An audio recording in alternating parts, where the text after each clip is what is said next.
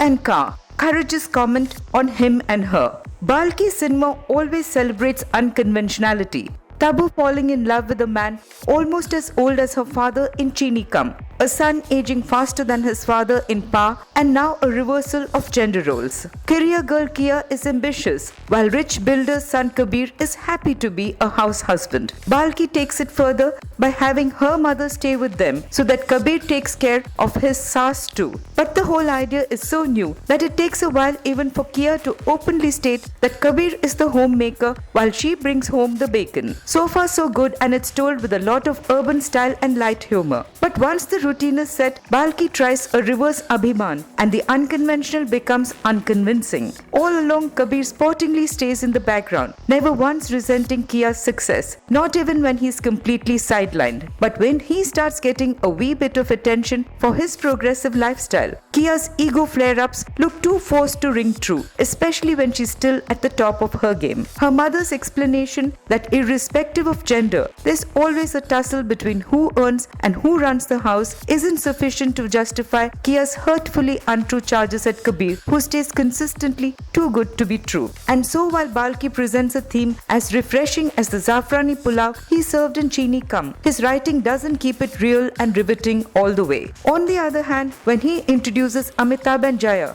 the real-life Abhiman couple, the comfortable chemistry between them adds coziness and crackle to Kabir and Kia's unusual story. Using Jaya Bachchan to iron out the couple's differences may be too pat, but she does have the required image of a senior who can impart wisdom to the young. However, only a slim percentage of the metro audience will wholeheartedly endorse the role reversal. They may even support Kia's tantrum over a false pregnancy, since a kid doesn't figure in her career-oriented life. But when she turns unreasonably resentful and hurls churlish charges at Kabir, there won't be much empathy for Kia. For all the unconventionality, Balki too succumbs to the need to show that a house husband is not a wimp by getting Kabir to beat up a trio of gundas, like Dharmender says and impress Kia. Arjun Kapoor has an endearing charm that works as Kabir, and he has to be applauded for unflinchingly taking on a role that goes against all that a hero is supposed to be. Kareena looks gorgeous and plays Kia with conviction. Art director Madhusudan adds quirky, elegant touches to the house that Kabir does up and runs. With Manish Malhotra around, Arjun Kapoor sports casuals and semis, and Kareena wears her hair simply with minimum makeup, both looking smart contemporary, never once going over the top. And Balki deserves a pat for wading into risky waters with such an unconventional comment on gender roles